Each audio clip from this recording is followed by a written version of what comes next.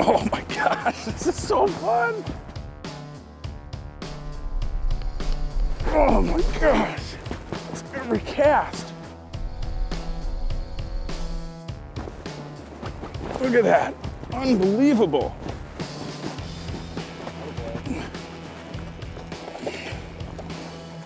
Oh man. It is lights out. This bait, you just let it hit bottom, give your line a second to be in the water and just start slowly reeling it. And it's just a perfect swim bait. It has an exaggerated action, having that point of articulation. It adds to the action of the bait and really maximizes it, but this is kind of mind-blowing. This is a really good way to catch them when they're deep. So the general idea is make a long cast. It's easy to do with such a heavy weight, and wait for it to hit bottom and just start to get tight on it. And I'm actually getting quite a few of the bites on that initial fall. They're just kind of on there, but when you're fishing in 30 feet of water, you've got a big bow in your line, and what I'm kind of figuring out is when you do feel a fish, you really want to reel down and give them a good, hard, sweeping hook set and really get tight on them. Oh my gosh, it's every cast. This is a big one too, holy moly. Oh my gosh, oh, it's a giant. Wow, huge fish. Oh, look at that big old wallowing pig.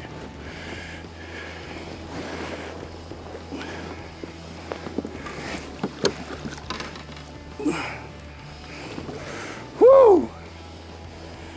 Oh my goodness. Tokyo rig. Right in the top of the beak. Wow, that's a big fish. Man, I don't know what else to say. This thing is really, really awesome. No doubt about it. Still need swinging rugbies for that shallower water, but in deeper water, I'm sold. This is the go-to deal. With that articulated action. Get this girl back, go get some more. You know, this has got to be one of my favorite times of the year. Fall, water's cooling down. In the Midwest, and smallmouth get real predictable there. There's a major consolidation that happens as the water cools and the fish are really grouped up, and what they like is they like access to deep water, and they like vertical drops if that's around. Big rocks. The bigger the rock, the bigger the fish. I mean, I don't know if that's a literal statement, but it seems to be pretty true. And this is just a point that sticks out, but it's a deep point. It's about 25 to 30 feet where all the good rock is. Got him. Oh my gosh, this is so fun. Holy cow. Oh, it's fun on a, you know, it's a 7.6 medium heavy action rod. 17-pound fluorocarbon, 30 feet of water. This is unbelievable. I can't believe this. What a cool way to catch them. Man. Tokyo rig, it's not just for largemouth.